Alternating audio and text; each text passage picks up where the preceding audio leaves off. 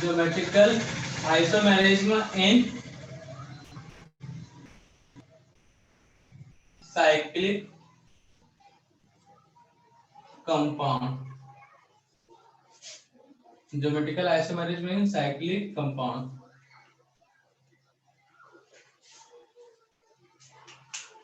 ठीक है बेटा, नेक्स्ट नोट करो, geometrical isomerism in cyclic compound.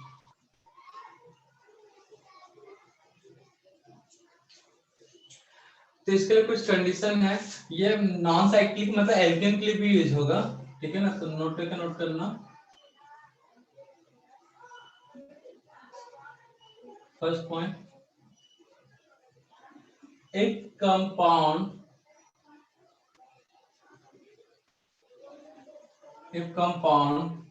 shows plane of symmetry, और बताएंगे, डिटेल डिस्कशन होगा आज के लेक्चर में प्लेन ऑफ सिमेट्री पे। If compound shows plane of symmetry, then if compound shows plane of symmetry, then compound is may be so geometrical isomerism,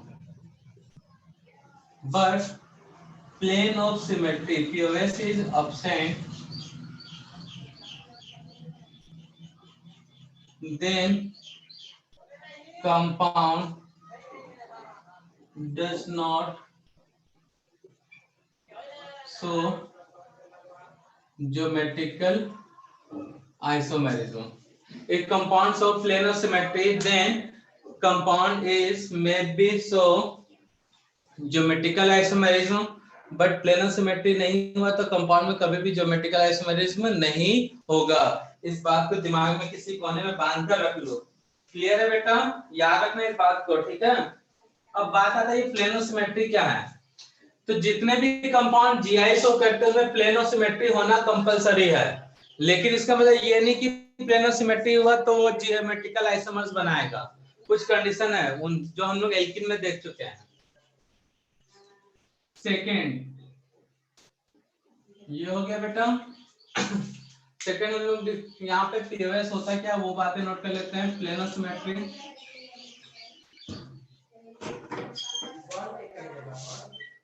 एक minute बेटा।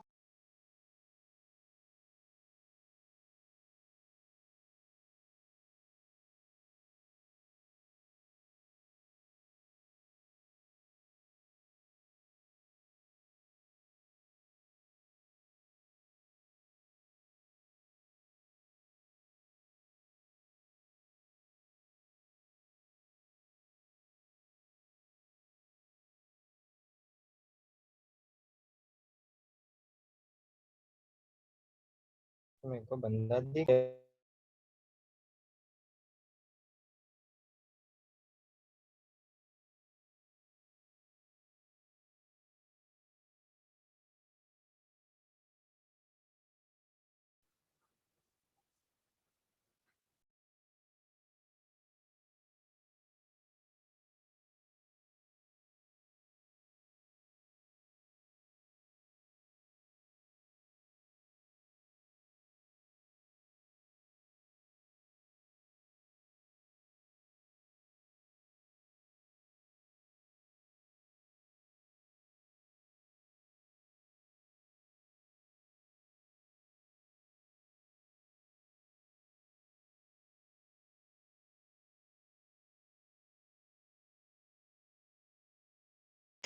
Note कर लिया बेटा। हेडिंग पीओएस को डिस्कस कर लेते हैं बेटा, क्या होता है। तो पीओएस मतलब प्लेन ऑफ सिमेट्री। तो डेफिनेशन नोट करने से पहले समझ लेते हैं होता है क्या। पीओएस का सबसे पहला पॉइंट ये वो कहता है कि अगर किसी को टू इक्वल हाफ कर सको तो उसमें पीओएस हो सकता है, हो सकता होगा नहीं। किसी चीज को टू इक्वल हाफ कर सको तो, अगर लेटर ए है, क्या इसको टू इक्वल हाफ कर सकते हो बेटा। लेटर ए को टू इक्वल हाफ कर सकते हो, ऊपर से ऐसे कटेगा तो टू इक्वल हाफ मिलेगा कि नहीं मिलेगा। बेटा आवाज आ रही है ना हमारी? हेलो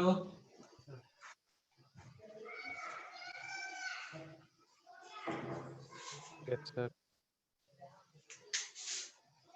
सर न्यू चैप्टर है क्या? कौन है बच्चा ये पूछने वाला? बेटा अभी ज्योमेट्रिकल आइसोमेरिज्म में चल रहा है। न्यू स्टूडेंट हो क्या बेटा हर्ष तुम?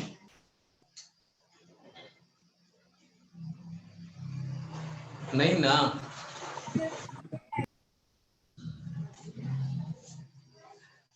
तो बेटा यहाँ पे प्लेनो सिमेट्री मतलब टू इक्वल हाफ होना चाहिए। टू इक्वल हाफ है कि नहीं है मुझे ये पहले बताओ। टू इक्वल हाफ मतलब दो आधे हिस्सों बराबर हिस्सों में काटना है उसको। ए को काट सकते हो, लेटर ए को यस सर। कर सकते हो कि नहीं कर सकते बेटा? ये बॉक्स है, रेक्टेंगल एक बॉक्स बना रहा हूं। क्या इसको टू इक्वल हाफ कर सकते हो? ऐसे करेंगे तो टू इक्वल हाफ मिलेगा कि नहीं मिलेगा बेटा? Yes sir.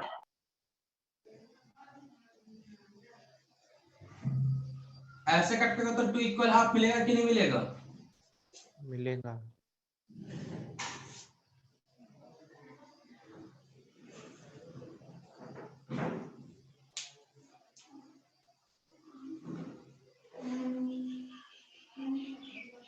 इसमें टू इक्वल हाफ मिलेगा कि नहीं मिलेगा?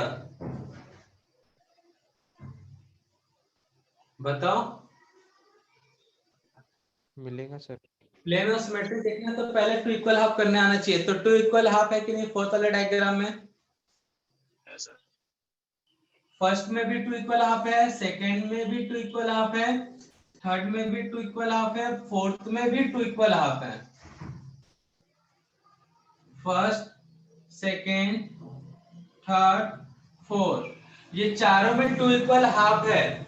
लेकिन उसके बाद मैंने क्या बोला, प्लेनो सिमेट्री कब होगा? जब टू इक्वल हाफ होगा। लेकिन कंडीशन यहीं तक खत्म नहीं होता, उसके बाद एक चीज और देखना है बेटा। मैं यहाँ पे अगर मिरर लगा दूं, क्या एक दूसरे को रिफ्लेक्ट करेंगे ये इमेज?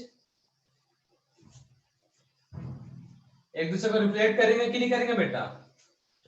करेंगे सर। यहाँ पे ऐसे मिरर लगा दूं तो ये भी एक दूसरे को रिफ्लेक्ट करेगा। यहाँ पे मिरर लगा दे तो एक इमेज एक दूसरे को रिफ्लेक्ट करेंगे कि नहीं करेंगे बेटा? यहाँ पे भी टू इक्वल हाफ करके मैं यहाँ पे मिरर इमेज देखूं, क्या एक दूसरे का मिरर इमेज है? ये मिरर लगा दे तो एक दूसरे का मिरर इमेज है कि नहीं बेटा? ये मिरर लगा दिया यहाँ पे ऐसे मिरर लगा दिया तो ये मिरर में एक दूसरे के मिरर इमेज दिखेंगे कि नहीं दिखेंगे? दिखेंगे। कंपाउंड को इक्वल हाफ करो और वो एक दूसरे के मिरर इमेज हो जाए। कंपाउंड को इक्वल हाफ करो, एक दूसरे क्या हो जाए? Mirror image. तो वहां पे पीओएस होता है, प्लेनो सिमेट्री होगा। प्लेनो सिमेट्री होगा, प्लेनो सिमेट्री होगा। बट यहाँ पे मिरर इमेज है क्या बताओ तो?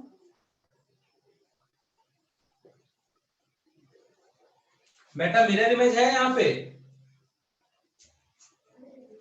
हेलो बच्चा, आवाज क्लियर है? बताओ मिरर इमेज है कि नहीं है? हाँ या ना, कुछ तो बोलो। सर नहीं है। मिरर इमेज यहाँ पे नहीं है। Very good. यहाँ पे एक बड़ा सा हिस्सा है, इसका मिरर इमेज यहाँ पे बड़ा सा हिस्सा होना चाहिए था, बट छोटा सा हिस्सा है। तो एक दूसरे का मिरर इमेज ये नहीं है। ठीक है ना बेटा? जितने स्पेस यहाँ है इतना स्पेस यहाँ भी दिखता, तब मिरर इमेज होता। तो पीओएस कब होगा? जब टू इक्वल हाफ में कोई चीज डिवाइड हो रहा है, वो दोनों हाफ एक दूसरे के परफेक्ट मिरर इमेज हो। एक दूसरे क्या हो बेटा? Perfect mirror image. तब वहां पे क्या मिलेगा? Plane of symmetry. समझ में आया? ऐसा एक्सिस या प्लेन मान लो जहां से टू इक्वल हाफ मिल रहा है। ऐसा एक्सिस और प्लेन जहां से क्या चीज मिल रहा है? टू इक्वल हाफ, और दोनों हाफ एक दूसरे का मिरर इमेज है, तो उसे हम क्या कहेंगे बेटा? Plane of symmetry. तो नोट कर लेते हैं।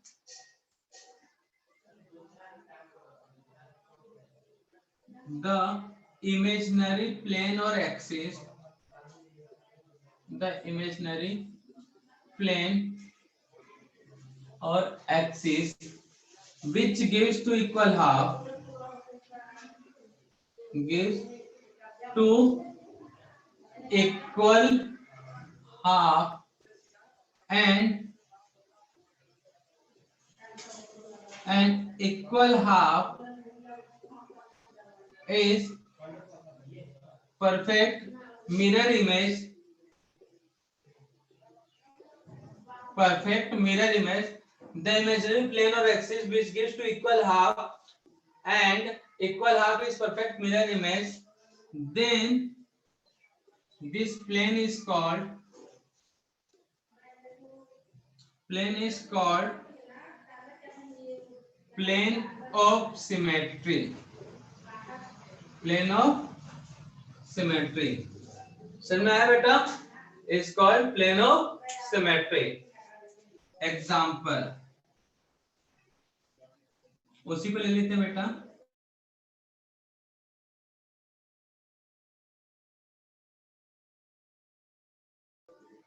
Symbol equal half equal.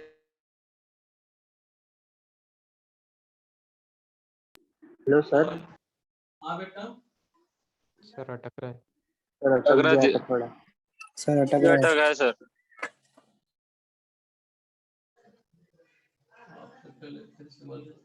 बोले बेटा. सर अटक रहा है बहुत बार।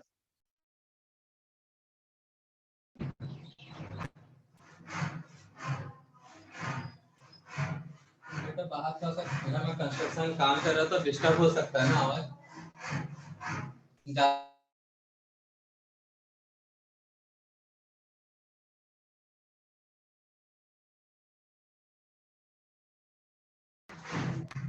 इमेज बना रहे तब तक माइक म्यूट कर दो ना बेटा. तुम लोग बोलोगे तो सुन लेंगे. हम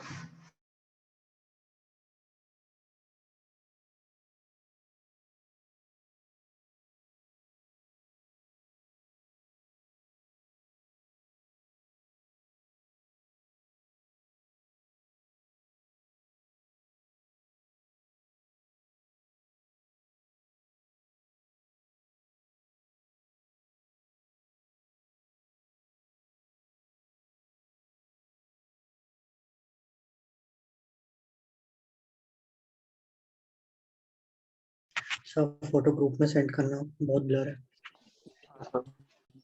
बहुत ब्लर है फोटो ग्रुप में। हाँ सर।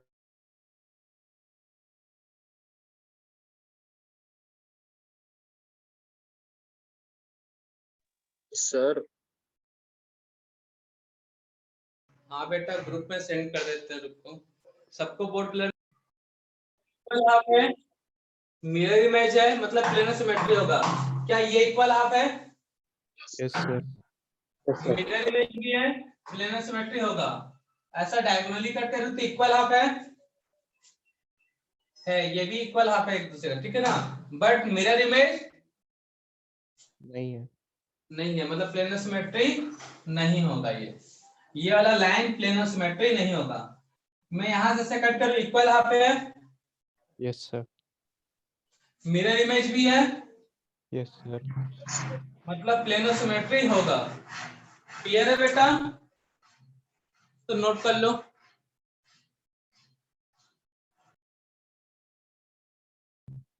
नोट डाउन कर लिए बच्चा लोग? हेलो नोट डाउन कर लिए? ज्यादा डिस्टर्ब हो रहा है क्या बेटा बाहर का आवाज से? No sir. ठीक है. थोड़ा सा आएगा ना. थोड़ा सा कंस्ट्रक्शन का काम चल रहा है. 8 मिनट बैठने का काम चल इसलिए डिस्टर्ब हो सकता है थोड़ा सा आवाज. तो ये था प्लेन सिमेट्री का कॉन्सेप्ट. ठीक है ना बेटा?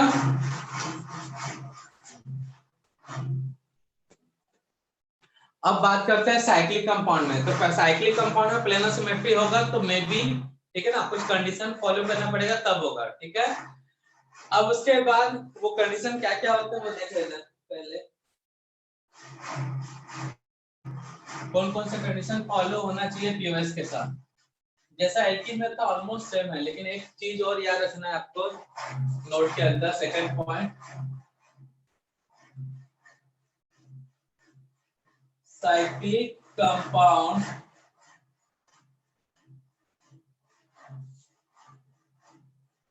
should be contain at least 2 sp3 carbon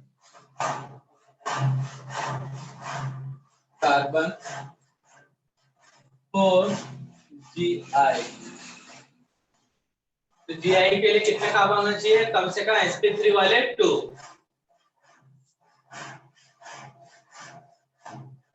इसमें कर लेते हैं, but cyclic compound follow given condition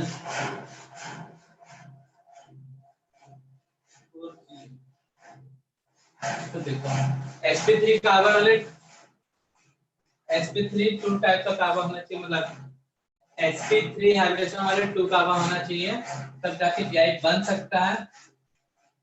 लेकिन उसके कुछ कंडीशन फॉलो करना पड़ेगा। वो जैसा एल्की में देखे थे, कुछ पॉसिबिलिटी ड्रॉ करते हैं। सीरियल नंबर, कंपाउंड देखना पहले क्या पीओएस होगा तभी जीआई बता सकते हैं, नहीं तो नहीं। देखिए कि पीओएस है मतलब जीआई होबे करेगा।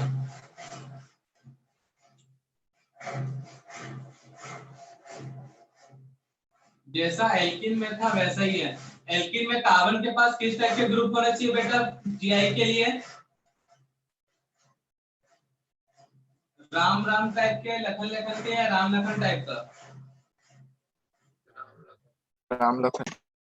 राम लखन। तो यहाँ पे भी ऐसा लिखना है, sp3 कार्बन पे राम लखन टाइप का ग्रुप होना चाहिए। sp3 कार्बन पे राम लखन टाइप का ग्रुप होना चाहिए।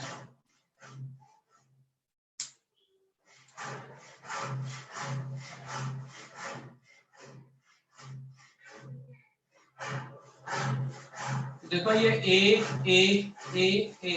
ये sp3 कार्बन है, ये भी sp3 कार्बन है, ठीक है ना बेटा? sp3 है, ये भी sp3 है, sp3 कार्बन, sp3, ये भी sp3, ये भी sp3।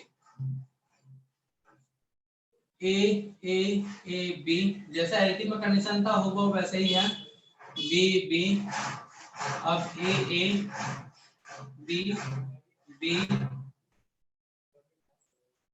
B sorry A B C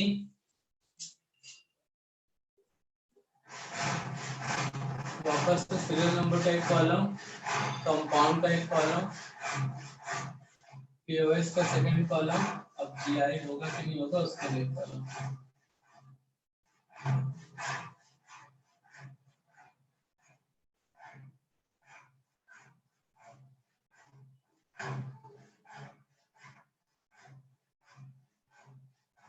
A B C D. ये कुछ कंडीशन ड्रॉ किया हूँ, इस कंडीशन को चेक करेंगे जीआई होगा कि नहीं होगा।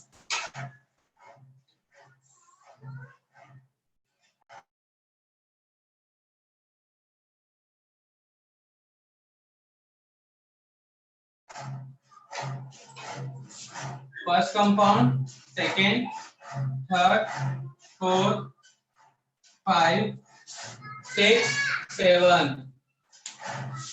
नोट कर तो बेटा जल्दी।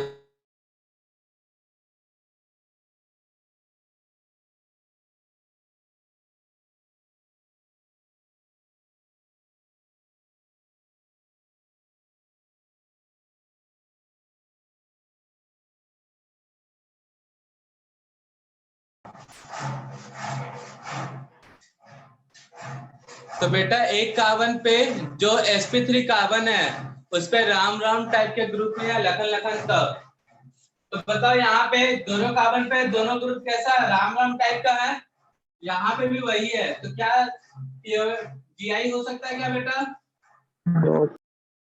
बताओ। Yes sir. नहीं होगा। यहाँ पे भी दोनों कार्बन, एक कार्बन पे सेम ग्रुप है, तो क्या जीआई हो सकता है? जैसा एल्कीन में देखा था वैसा ही नहीं होगा। यहाँ पे एक कार्बन पे दो सेम ग्रुप है, तो क्या जीआई हो सकता है?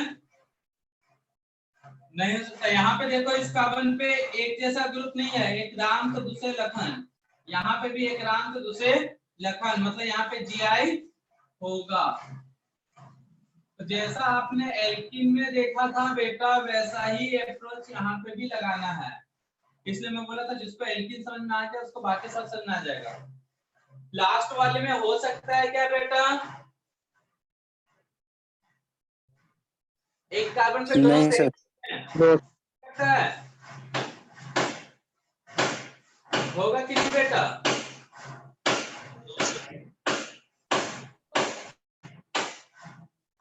नहीं होगा, दोनों सेम ग्रुप हैं।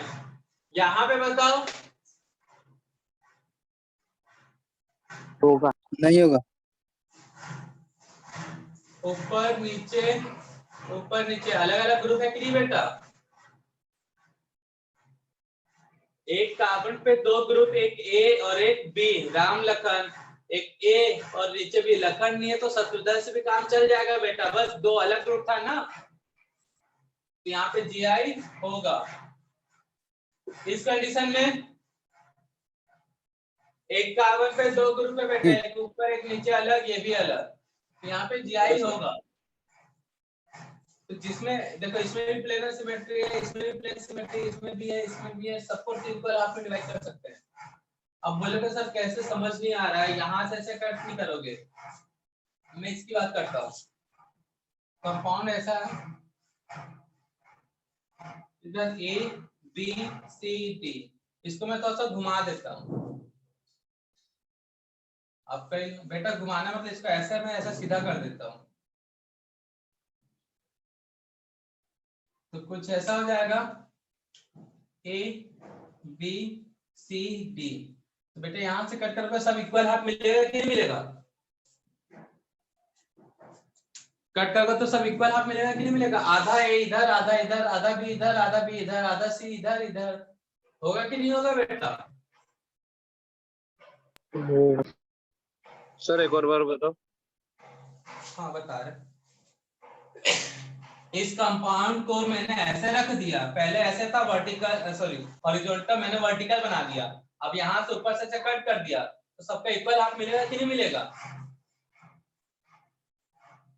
अब कई लोगों को लगता है सर ए का कैसे इक्वल हाफ मिलेगा, ए को ऐसे कट करोगे तो अलग सिंबल है। बेटा ए मतलब एटम है, एटम मतलब गोल होगा ना, मॉलिक्यूल्स है तो मॉलिक्यूल्स भी तो गोल होगा, तो सबका इक्वल हाफ मिलेगा कि नहीं मिलेगा?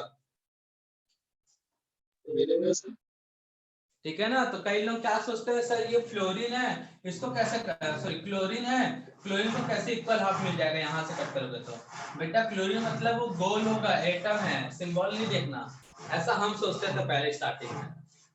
तो ये हॉरिजॉन्टल है, इसको मैंने वर्टिकल बना लिया, ठीक है ना बेटा।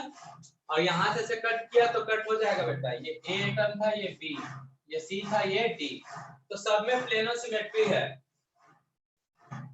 तो नोट कर लो जल्दी से।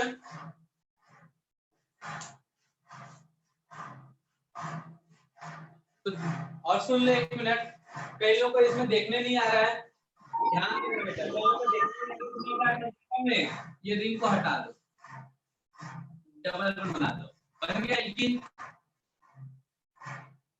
बन गया एल्कीन। एल्कीन वाला कंडीशन आया कि नहीं आया बेटा?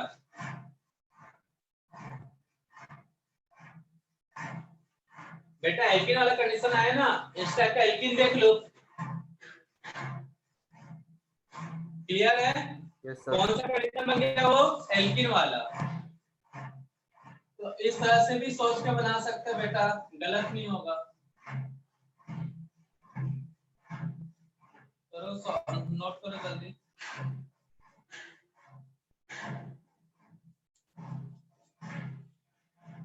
Note down. Compound is geometrical isomers and plano symmetric. तो इन सब में 1 2 3 4 5 6 7 कुछ कंपाउंड है, मैंने बता दिया इसमें प्लेनो सिमेट्री है, 7 पे नहीं है, नहीं है तो जीआईबी नहीं होगा। अब आपको बताना है GI और बाकी के 6 में है या नहीं है। जल्दी सॉल्व करो। 4 और 6 दोनों प्लेनर सिमेट्री नहीं बेटा, ये 5 मेंबर रिंग है ना, तो इक्वल हाफ पे डिवाइड नहीं कर सकते इसको। वेरी गुड, बाकी को सॉल्व करो। और जिनमें प्लेनर सिमेट्री नहीं है मतलब उसमें भूल के भी ज्योमेट्रिकल आइसोमरिज्म नहीं होगा।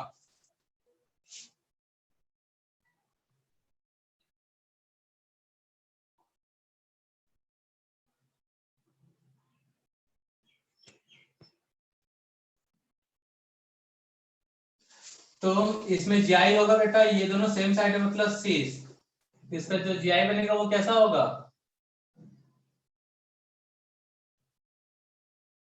जिसका GI बनेगा तो CL opposite, BR opposite, trans. इसमें भी सेम होगा बेटा, ये कौन सा फॉर्म है, ट्रांस। इसका जो GI होगा वो कौन सा फॉर्म होगा बेटा, शीश। दोनों CH3 ऊपर, यहाँ पे GI होगा क्या, सेम ग्रुप राम राम या लखन लखन टाइप के ग्रुप हैं, एक टावर पे 2 सेम ग्रुप नहीं होना चाहिए। 6 वाले में बनेगा क्या GI, OH ऊपर है नीचे है मतलब ये ट्रांस है, और ये क्या है यहाँ पे जो बनेगा शीश। OH ऊपर की ओर, OH ऊपर की ओर।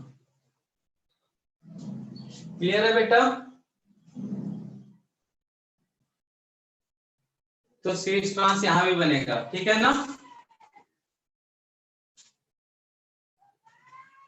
तो यहाँ पे भी शीश ट्रांसफॉर्म होगा GI। क्लियर है कि नहीं बेटा, देखो ये रिंग ऐसा है बेटा, ठीक है ना। यहाँ पे केप को समझ लो Cl, ये जो रिंग था ठीक है ना, यहाँ पे एक कार्बन है, ये कार्बन है जिसपे ब्रांच लगा हुआ है, इसको उठा के मैंने थोड़ा सा ऐसा कर लिया बेटा। ये केप वाले को Cl समझो, नीचे जो व्हाइट वाला हिस्सा उसको Br, ये भी क्या होगा बेटा ऊपर Cl ये Br, तो इसको क्या बोलेंगे, दो सेम साइड है तो ब्लैक वाला हिस्सा सेम साइड है तो क्या बोलेंगे,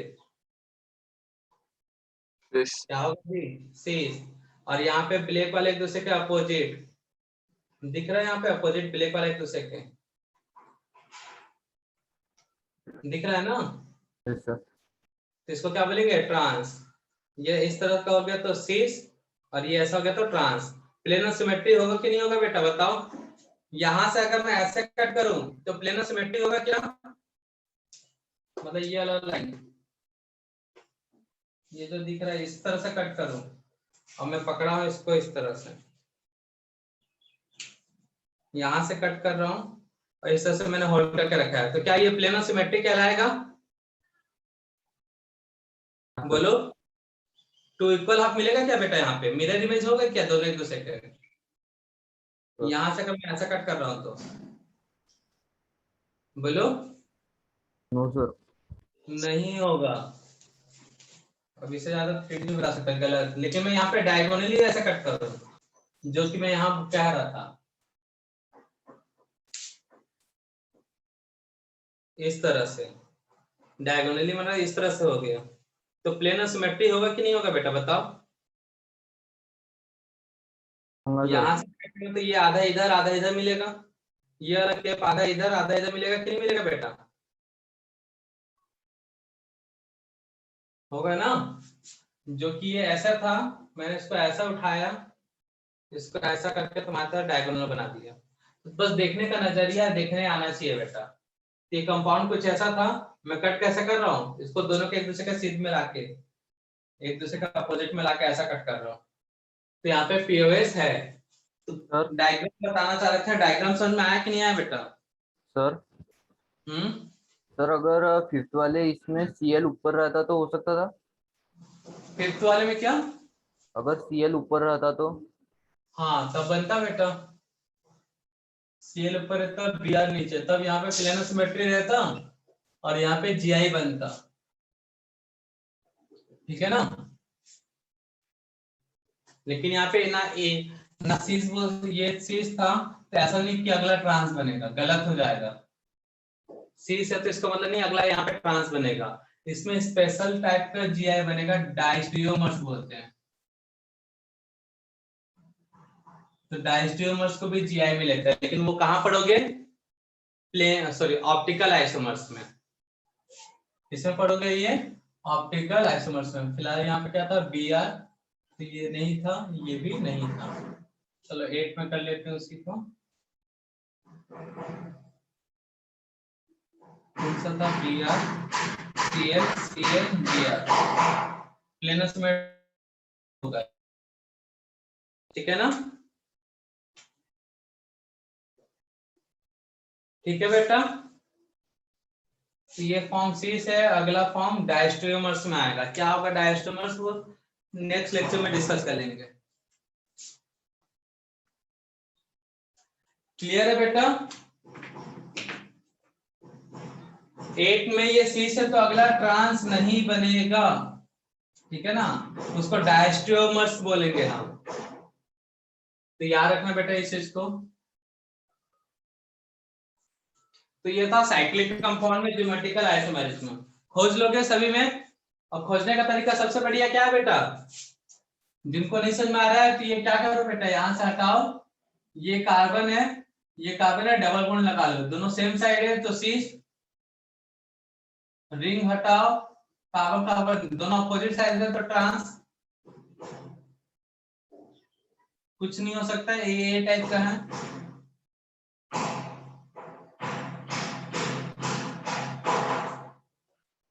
पहले इसमें ये देख लो ना बेटा, पीओएस है कि नहीं है। तो पीओएस है नहीं तो लगाने का दिमाग जरूरत ही नहीं है। पीओएस नहीं है तो इसको छोड़ो, जिसमें पीओएस है उसमें देखना है सी ट्रांस। तो ये सी और ये सी दिख रहा है। यहाँ पे पीओएस नहीं है तो इसको बात ही मत करो। पीओएस है तो सीस और ट्रांस होगा कि नहीं होगा बेटा? यहाँ पे ट्रांस नहीं बोलेंगे, डायस्टोमर्स। तो डबल बॉन्ड वाला तो क्लियर है ना सबको? एल्कीन, तो एल्कीन के जैसे ही समझो इसको, ठीक है बेटा? Yes sir.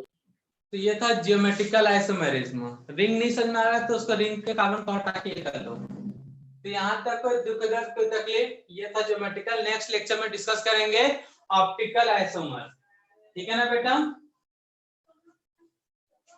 आज बस यहीं तक देखते हैं। किसी को यहाँ तक तकलीफ? बेटा रिंग का स्ट्रक्चर तो आता 3D स्ट्रक्चर, नेट पे सर्च मार लेना, ठीक है ना? 3D structure of cyclopentane, cyclobutane, hexane, तो तुमको 3D में दिखेगा वैलेंसी सबका, ठीक है ना बेटा? तो अच्छे से दिमाग में बैठेगा इमेज 3D कैसा होता है। कल मैं तुमको कुछ स्क्रीन शेयर करके दिखाऊंगा इमेजेस का, तो वहां और अच्छे से क्लियर हो जाएगा, ठीक है सर? हाँ बेटा। सर जो आपने अभी केस बताया, जिस अभी वो जो डायग्राम 8 वाला है उसमें सिस का ट्रांस नहीं बनेगा, तो फिर ट्रांस का भी तो सिस नहीं बनेगा ना? तो बेटा मैंने कब बोला कि ट्रांस का सिस नहीं बनेगा? कौन सा कंडीशन में ट्रांस का सिस नहीं बनेगा? यहाँ तो बन रहा है तो बनाया है बेटा। अभी नहीं तो सर, ऐसा वो जो आपने 8 वाला बताया वो ऑप्टिकल का इसका। तो बेटा तो मैंने बोला ना वो स्पेशल टाइप का जाएगा, डायस्टियोमर्स में आएगा वो। ट्रांस नहीं बोलेंगे, वो डायस्टियोमर्स कहलाएगा। स्पेशल टाइप का जीआई है वो। एक तरह का ऑप्टिकल आइसोमर्स है, बट ऑप्टिकल आइसोमर में डायस्टियोमर्स को भी जीआई बोलते हैं। तो थोड़ा सा रुक जाओ बेटा, वो टॉपिक को स्टार्ट होने दो, ठीक है ना? डायस्टोमर्स को भी सिस और ट्रांस में लिया जाता है जीआई में, याद रखना। तो यहाँ पे सिस ट्रांस ना बोल के उसको बोलेंगे डायस्टोमर्स, ठीक है ना? हाँ, डायस्टोमर्स ऑप्शन नहीं दिया तो सिस ट्रांस पे टिक करके आओगे, लेकिन अगर दिया है डायस्टोमर्स तो वही हमारा बेस्ट आंसर होगा। तो अभी ऑप्टिकल आइसोमर्स कल के क्लास से शायद स्टार्ट हो जाए, स्टार्टिंग मतलब इंट्रोडक्शन, उसको भी टाइम लगेगा 2-3 दिन कंप्लीट होने में। और इस संडे का टेस्ट टॉपिक आइसोमेरिज्म रहेगा, ठीक है ना बच्चा? आज बस यहीं तक देखेंगे।